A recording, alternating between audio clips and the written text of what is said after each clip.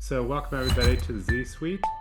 Today, we're going to work on utilization, how you fix it, and why AI is coming for it. And I'm Mark Orttung, CEO of Projectworks. I'll be your host for today's conversation, as always, on growing a consulting firm. Joining me today is my colleague Jacob. He's going to keep us on track, on time, ask us the hard questions. And then I'm very happy to have my guest, Andy Lin, CEO of Provoke, joining us. I've been looking forward to this one for a while now.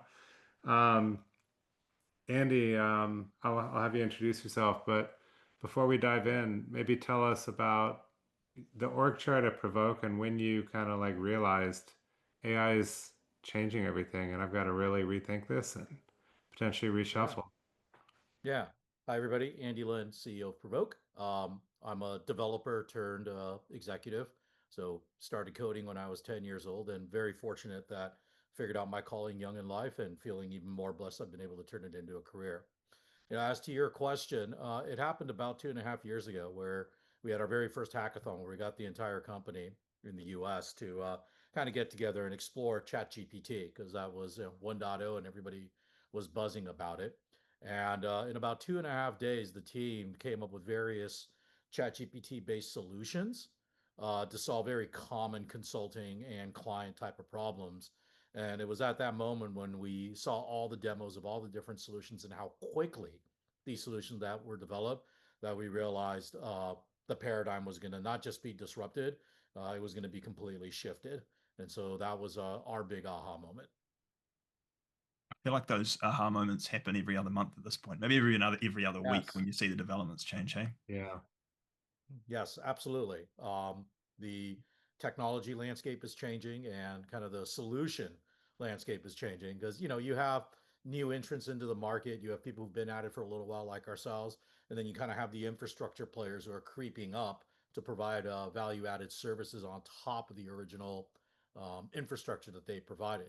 So it's a bit of a free for all and feeding frenzy right now, to be honest. Yeah, some cool opportunity in it.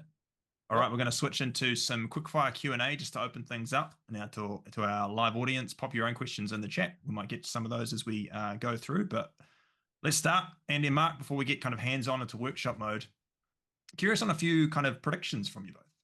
This time next year, 12 months away, things are moving fast. What's the first one for you is what three human skills will clients still be paying for? Mark, you want to go first or should I take a crack at it? I'll go first if you Okay. want. Sure. So first off, driving change. I feel like clients hire consultants because they need change, and I think that won't be any different. Two, complex problem solving. Whenever I work with AI, I feel like it helps me a lot, but it also falls apart when the problems get super complex. And the third one is a bit of a wild card, but I think they're going to hire consultants to help them with all the AI because it's quite a learning curve. And I had somebody say, I wish I had time to learn all the things that are going to save me so much time. Um, and I think that's real. And so I think they're going to need help from people like Andy who understand all this stuff and can really help them get up the learning curve. Yeah, Nice. thanks. Mark, very, very similar. I think emotional intelligence is going to be something that I think clients are going to be looking for more and more because kind of the mechanical, algorithmic type of things, right? Technology can more or less do that work and probably take over more and more of that as we look forward a year from now. But that ability to go beyond that and look at the nuances and look at context to make the right recommendations, to make the right decisions that these are the things that are uniquely human. I think that's what clients are going to be, looking to pay for, especially from executives, right? I'll tie Mm. that into kind of your change management, comment. Emotional intelligence is really the most important thing when it comes to making sure that you bring the rest of the organization along. The second skill, I think, kind of ironically, it's going to be, and we're already seeing this, clients are going to expect consultants, everybody on the team to do more hands-on work. So the days of, having someone who can just quote manage, a team and not really be responsible for deliverables. I think that's kind of waning, and more of our clients are asking for people who can do that, but with because of the AI technology, they have more bandwidth. to also be able to help with the deliverables. And a lot of those deliverables is, to your point, Mark, earlier, using AI and generating outputs to drive to outcomes. And so they want their leaders to be more hands-on teams, not just people who kind of sit back and push paper around a bit. And then the third and final skill is the ability to manage human and what we call digital coworkers. So there's going to be a hybrid of teams where you have your traditional human beings doing the work, but then you're also going to have tech agents, digital coworkers, whatever you want to label it. And that ability to manage that hybrid team is going to be a new skill that consultants, especially leaders in consulting, are going to need to learn how to do. Just managing the team is no longer going to be sufficient. Mm. I want to kind of pull on that a little bit more and get specific, Andy. Yeah. What are the job titles that won't be on org charts anymore 12 months from now? I don't know that the job titles per se are going to disappear, but I'll tell you the ones that I think will. Um, I think it's really the change in responsibilities for each of the Mm. existing job titles that'll really get changed.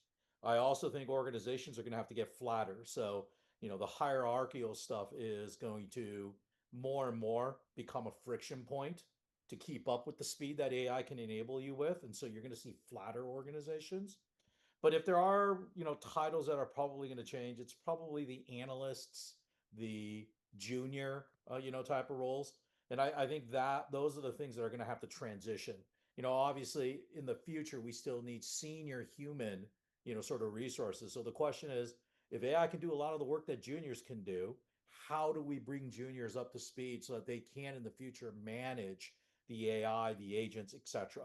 So I think there's going to be a lot of shifting and changing. I'm not sure roles disappear per se, but if there are any ones that kind of disappear and recast, it's the ones that tend to be have the word analyst in their title or have the word junior in front of their title.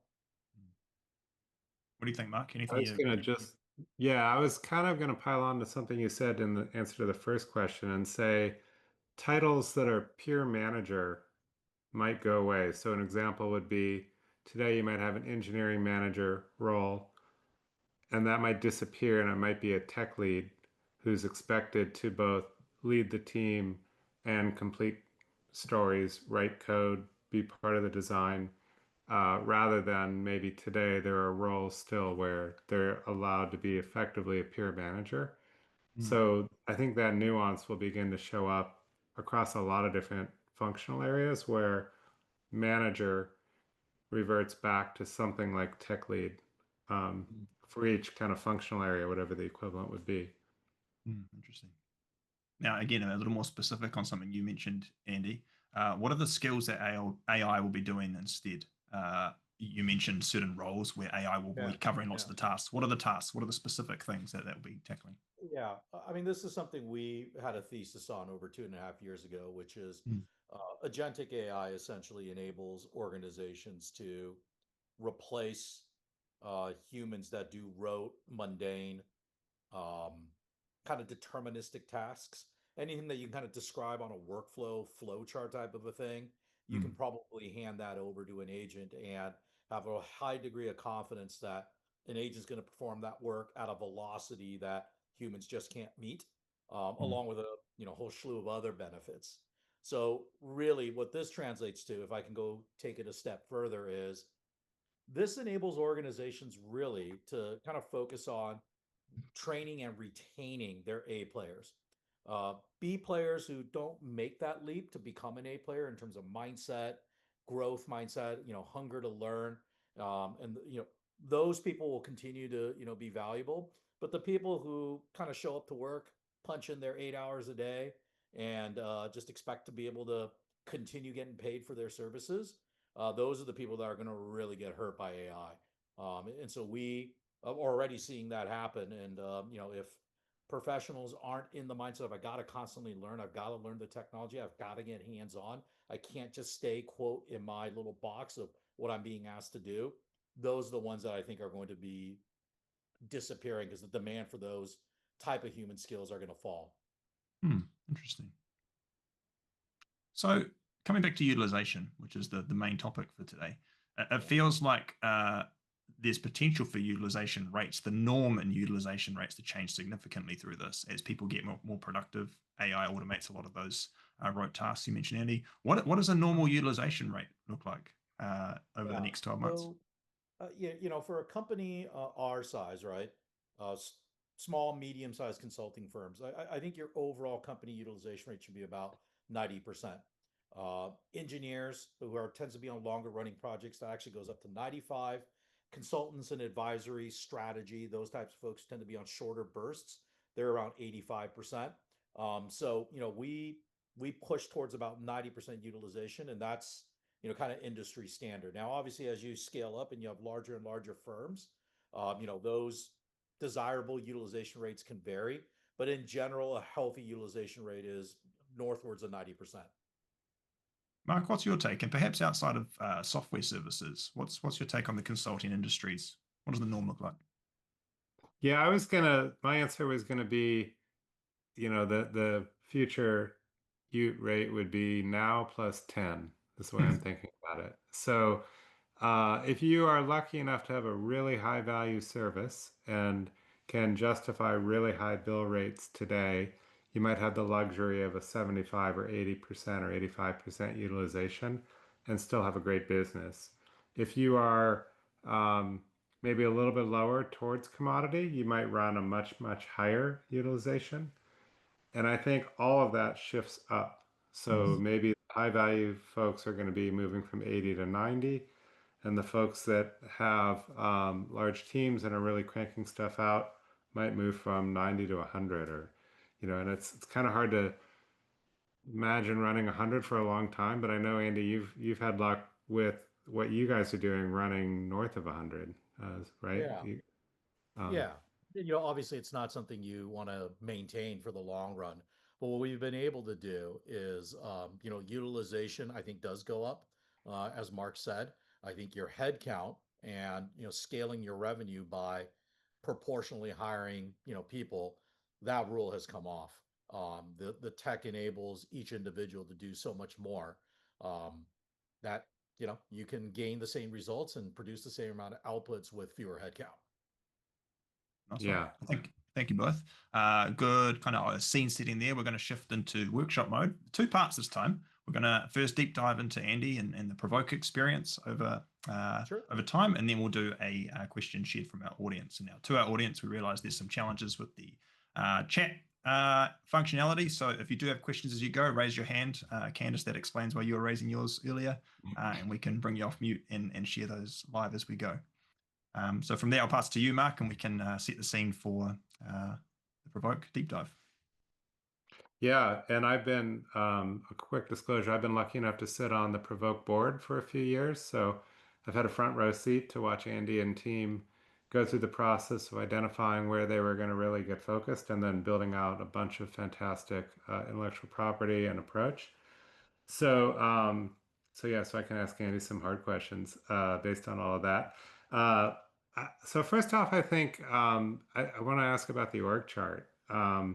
I feel like you have transitioned that or transformed that over the past couple of years. How did you think about that? Who did you retrain or move into new roles? Who did you retain? Who came in new? Who left? How do you think about the transformation you've got on the Yeah. org? Yeah, so as I mentioned earlier, a lot of it was just flattening the organization versus having layers and layers of, managers of managers, type of structures. Those are the things that, we got rid of. And then as AI came out, again, I kind of view it ironically, right? The things that started to become more and more important were the ones that were uniquely human, that were part of defining what a good professional was.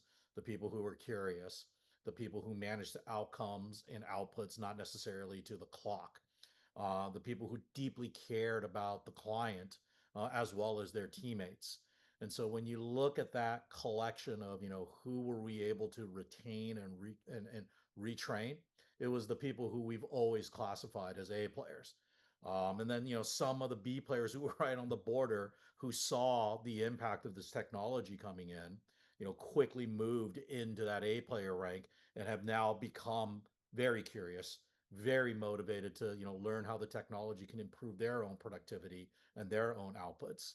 And the people who, really didn't kind of catch that signal coming in, and sort of just as an example, right, manual testers and software. So if you're familiar with software development methodology, there's always a testing group who just kept wanting to do things the old way and almost sticking their head in the sand and saying, yeah, this isn't new, automation has been out there forever, and look, it always still comes back to manual testing. Like, those are the people that are no longer with us, because it really goes against the culture and what the market is demanding. And so those are the people that got impacted and are no longer part of the org. Fascinating. So, as you went through that, I'm sure you kind of looked at it also from a skills perspective, like across the org, all Mhm. these new tools, bringing agents in. Were there Mhm. gaps in skills? Were there specific ones that you said, we just don't have these skills, we need to get them? And if so, how did you get them? Yeah. So, everybody talks about prompt engineering as a skill. So I don't necessarily view it as a skill, but it's certainly something you need to be familiar with. It's kind of like tying your shoelaces. I don't think any of us would consider it a skill, but it's something we all know how to do. And I think prompt engineering is similar. It's something that we all need to learn how to do. And so I think, from that standpoint, what we did was we provided the technology, provided the stack, the licenses, gave people the freedom to go out and do it with obviously some constraints. So, like, don't send client data into ChatGPT. Let's get some instances where we can ring fence it into our own cloud tenant so people can explore and play with it. So primarily people acquire those skills sort of self-taught, but with encouragement on a fairly consistent basis during all hands meetings, to just make sure people are reminded, hey, you need to spend the time to learn some of this stuff. Um, Funny enough, right? Like, some of the traditional AI skills around data analytics and, algorithm derived machine learning, those are not things that we ended up having to train our people on. It just wasn't, what the market was demanding, at least from our clients. Our clients were really looking for the rapid ROI and the scale that you can get with generative AI. And generative AI, like, there's so many great tools and free training material out there that the people who have really gotten good at it have really taken a self-taught approach. And again, market goes to that, first saying, right? Like, if you have A players who are motivated and curious, they will go out there and acquire the knowledge and the skills that they need. Yeah, yeah, that makes sense. Um, yeah, and I think that we both at Nexian experienced the people who were sort of lifelong learners are the best people to have on your team because, Absolutely. like, when they've gone through a boot camp, they've taught themselves how to code. Whatever the next thing is, they're going to teach themselves how to do that as well. That, And yeah, that's they're right. always the people I want to have on the team as well. Do you feel like you've got consistent mastery of AI across the team, or is it kind of like how do you think about it when you think about is your team? Yeah. Yeah. I don't think it's consistent. I mean, I think there's people who have gone way above the learning curve. They're now looking at the technologies that will probably be mainstream in the next 6 to 12 months, right? You've got people Hmm. who are right on track in terms of, what's popular, what's being used right now, the tool sets, Cursor, Windsurf, GitHub Copilot, right? And, the various other flavors of tools out there in the UX and creative world that offer, similar parallel capabilities to engineering. And then, yeah, then you've got a few who are still just, slowly coming more up to speed with it. But I can say this, there's not a single person in our org that isn't at least dipping their toes in the water and trying to figure out how do they incorporate generative AI into the work that they do every single day.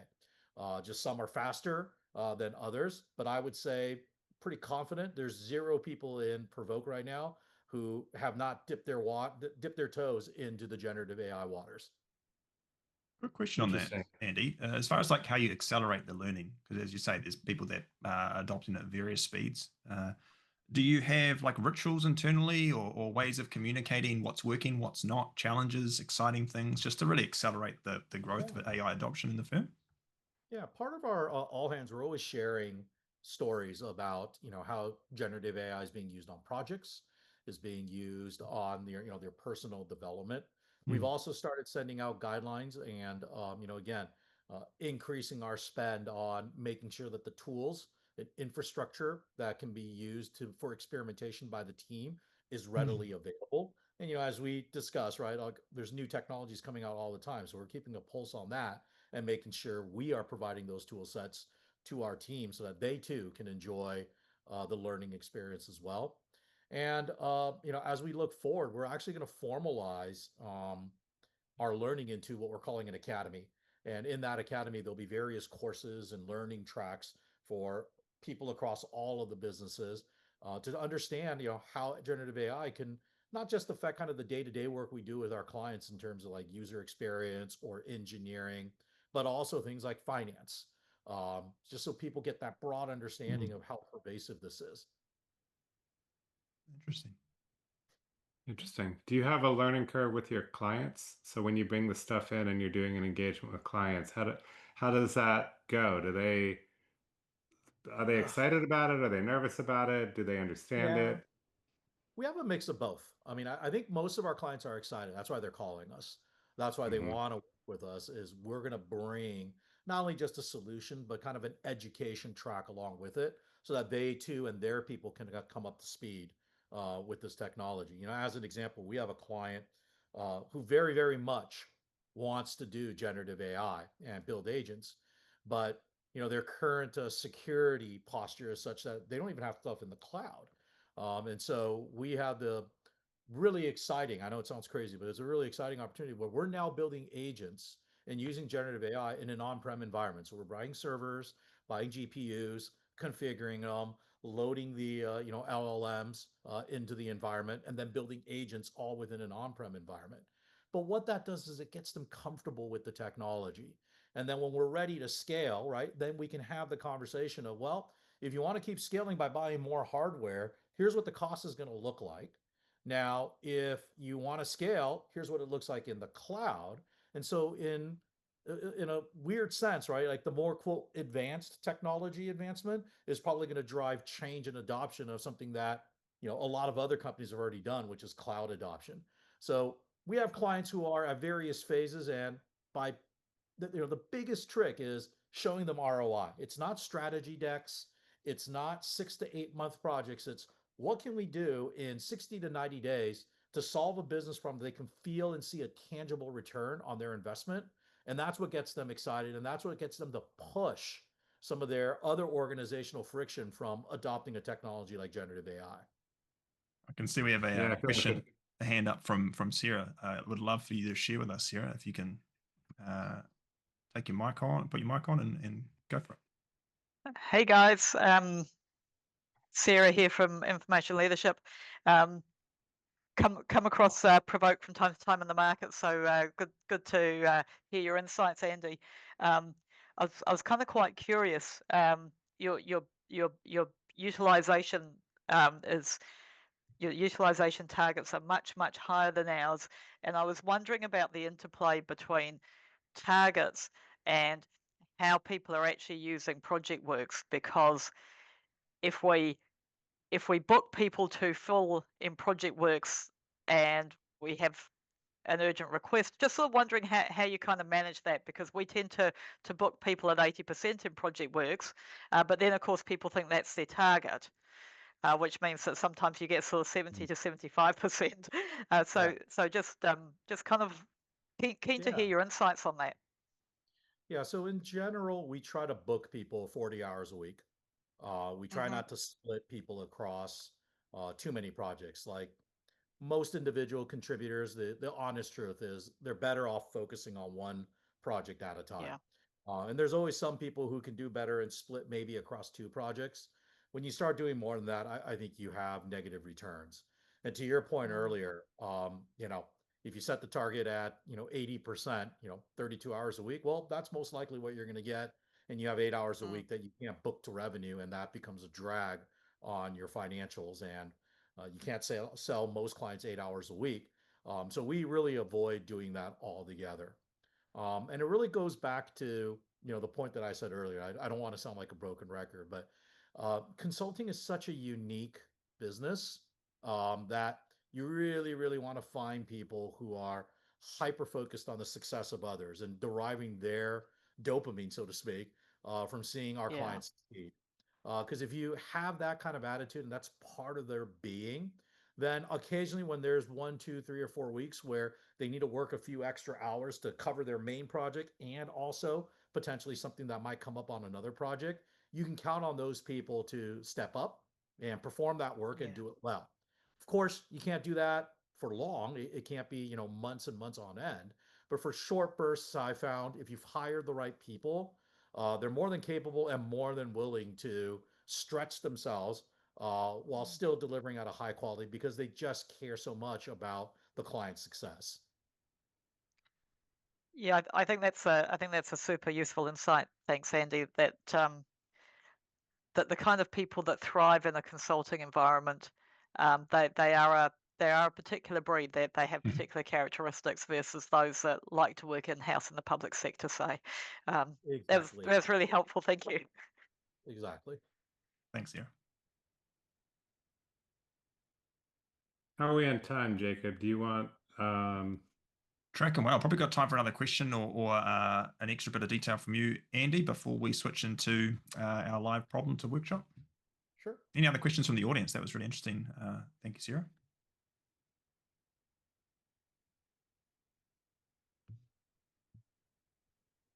Can't see any hands, so we'll carry on moving.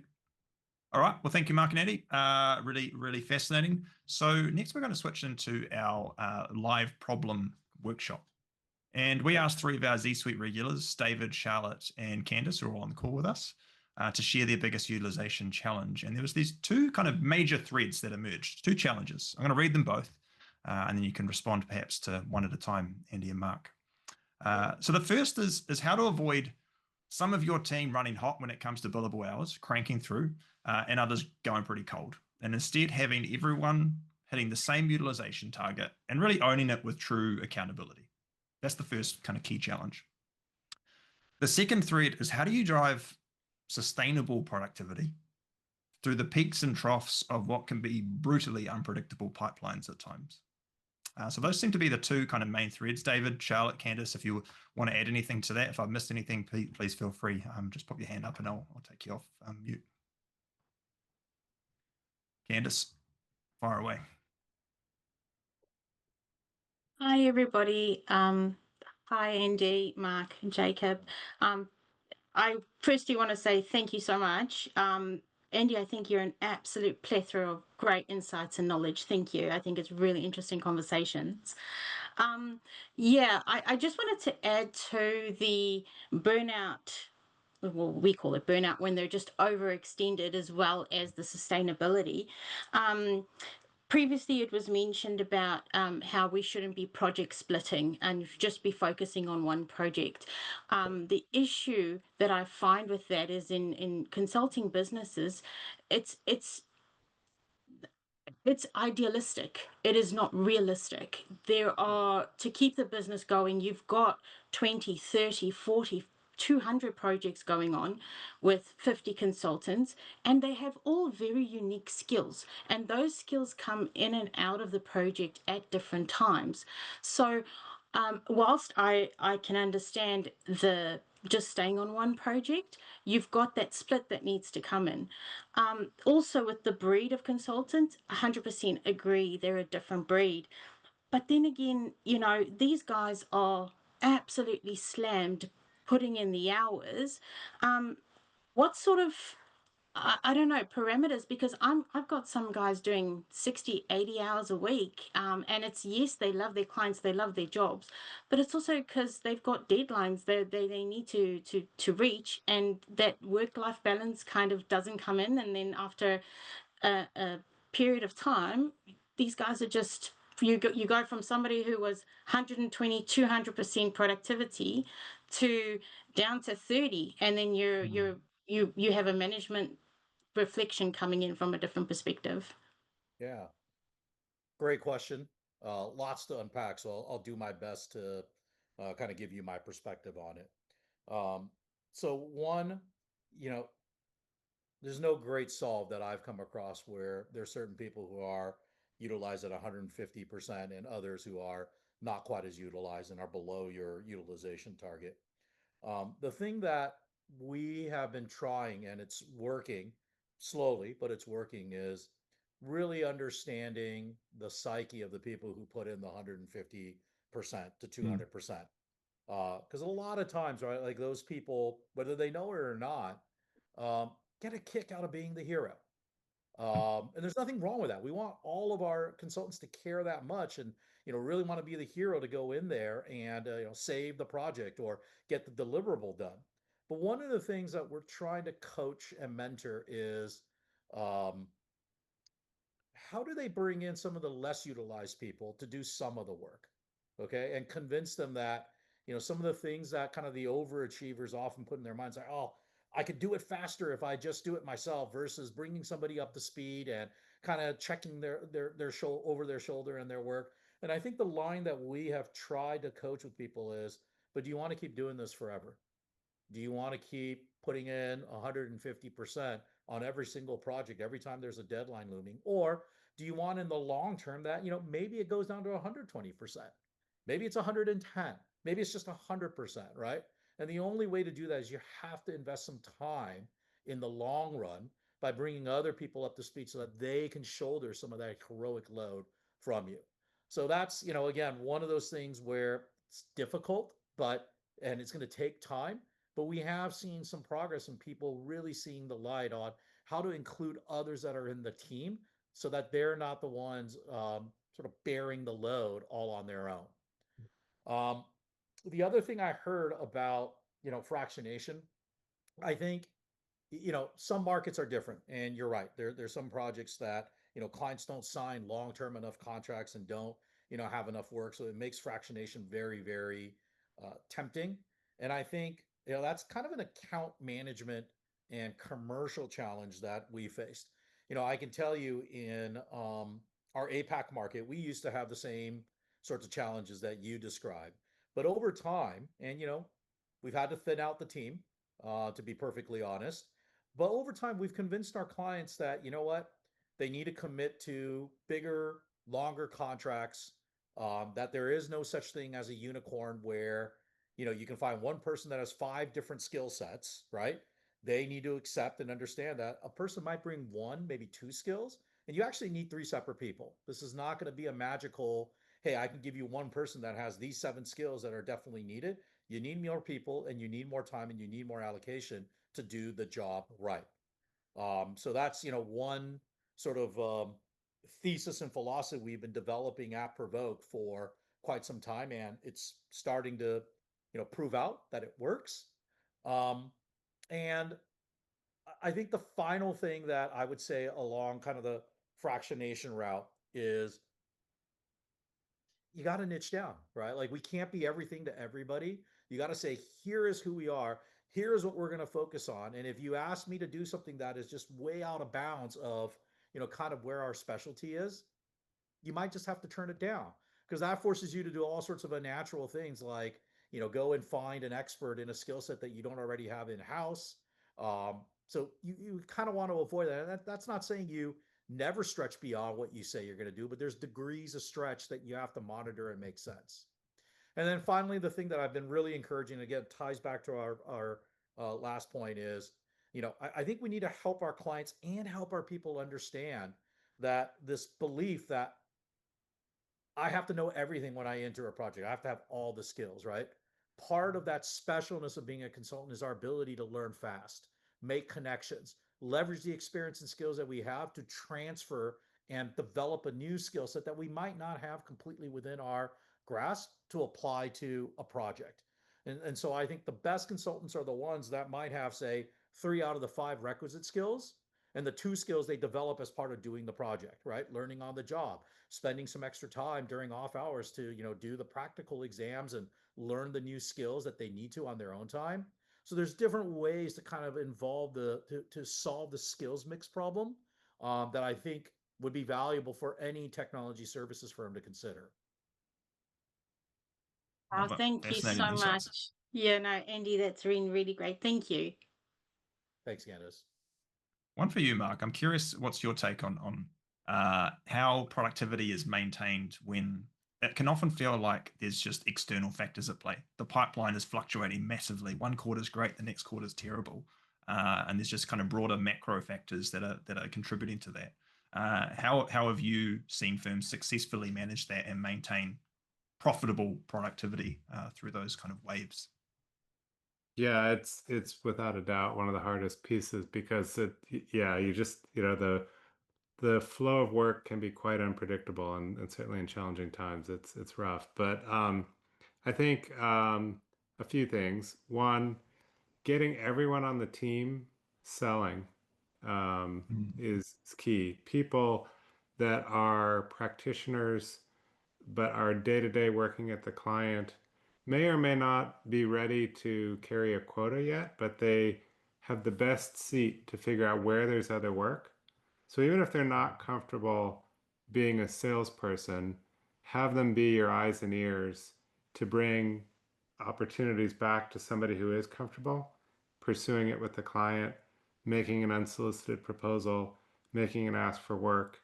Um, because at the end of the day, all of this gets easier if you sell more work. Like that is, if you don't have enough work for the team you have, you're going to have a utilization problem. And so I always bring it back to how do you get the team as a whole to help you get more work proactively. And then there are a lot of tactical things. I learned a lot of this from Andy, actually, that, a lot of times the team will say, oh, we're going to have a 3-week gap while the client thinks about the next phase. And it's like, you've got to build a process to anticipate that that gap is coming, maybe 2 months before it comes, and get ahead of it with the client. And we used to frame it as, look, this team knows your project, it knows your environment. If we have a 3 or 4 week gap, we may need to put them on another project. So can you help us by planning now, making your decision now, so there's no 3-week gap in there, right? So there's a lot of these tactical things that you have to do to try to keep the workflow smooth. Because a lot of the times the clients just don't appreciate kind of the difficult position they're putting you in as a consulting firm. Where they're like, oh, just hold the team for me for 4 weeks. It's like at a pretty classic margin, we would need to work another 3 months just to break even on that 4 weeks that the team sat idle. And a lot of clients don't really understand that. So a lot of it's sort of getting ahead of it with them and explaining to them, hey, do you realize I'm gonna lose basically a third of my year if I have to have a team sit for 4 weeks. So therefore, I might push them to another project if I have one, which is not what the client wants. And they often just don't even appreciate this whole sort of landscape. So once they kind of get it, then they're more willing to work with you on, okay, let's get our decision. Let's not have a gap. Yeah. So it's both at the macro level, how do you get everybody selling? And at the micro level, how do you avoid these kind of tactical gaps that often occur? And there's probably a lot more examples of both, but that's maybe one example of each. There's a lovely link between what you described as having everyone selling and what you mentioned, Andy, of the psyche of consultants and wanting to solve problems that matter. And that is the link in my mind to everyone selling, is when you have insight into a client's business and where there are problem areas that your firm can contribute to in some meaningful way, consultants will get a massive kick out of solving the problem that matters the most. And you might be briefed on the wrong problem initially. And you see something, go, hey, there's a way bigger thing going on here. We should tackle that. That's more meaningful work. That's more interesting. There's more impact there. And so I imagine that link is pretty crucial to getting everyone actually selling, which can be a loaded word, right? It can be a strange thing for people to take hold of. Yeah. Awesome. Well, it's been a great conversation. I'm pretty sure I can speak for the audience here that this has been a heap that we've covered in a great collection of really tactical insight. David, you want to jump in with one final question before we wrap up?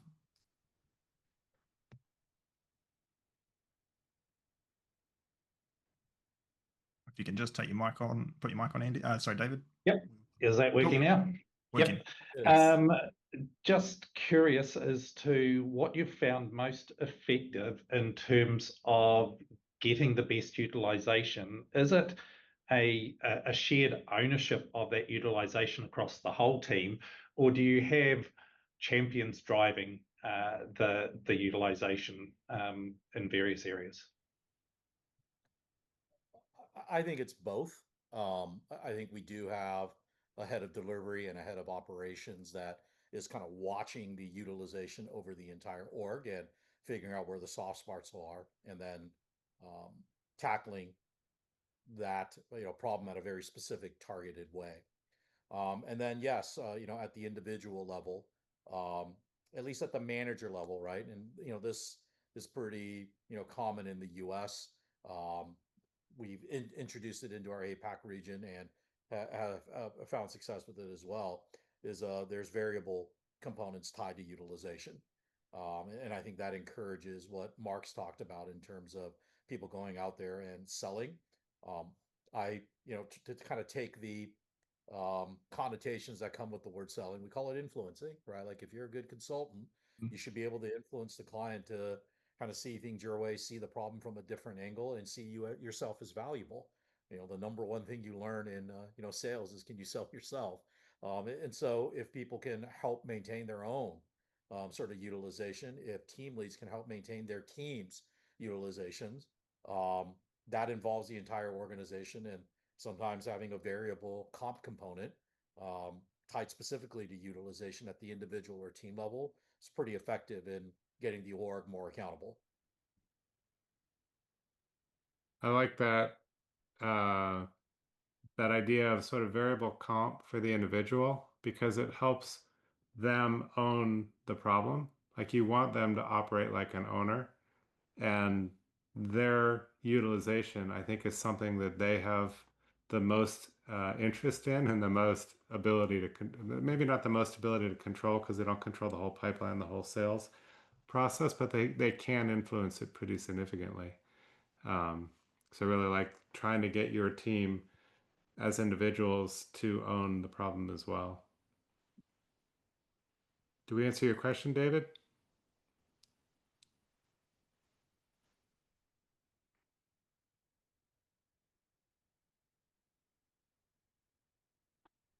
I think we're having microphone troubles by the looks. Yeah, we'll take that as Take that as a hopefully. yes. Yeah. Thank you very much, David. Time to wrap up from there. So over to you, Mark. Yeah, so great conversation. This challenge of balancing the flow of work, utilization of the team, and then adding the variable ingredient of AI, and taking over rote parts of the job and changing the job descriptions. To me, it's all fascinating, and it's like everything else in consulting. It's going to be wildly different, I think, in 3 months, 6 months, 12 months. But I think, as we discussed, I guess my one takeaway is some of the things that have always been true of consulting, that EQ, that emotional intelligence, the ability to help clients change, is really critical. And that's something to keep working with your team on. I don't know, Andy, what did you come away with? Yeah, I mean, it's really the ability to connect with our clients, and not in some superficial way, but connect with them in terms of the pain that they're feeling and the desires that they have, and show them, not just talk about it, show them how you can actually get them closer to those goals. Um, and the quicker you can show them, the more trust that you're going to have, and the more in demand your team and your company is going to be in their mind. Excellent.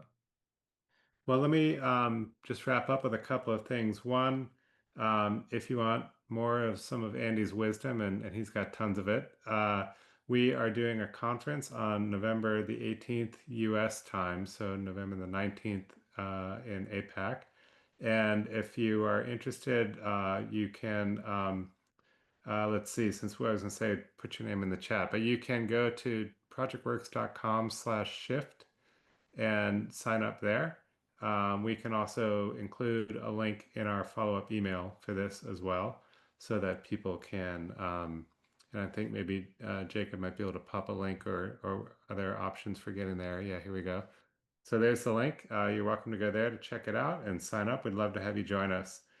In 2 weeks, I've got another great guest, Megan Lockwood Rexer. She is leading go-to-market. She's a co-founder and leading the go-to-market for Corex, which is about a 2-year-old consultancy in the US.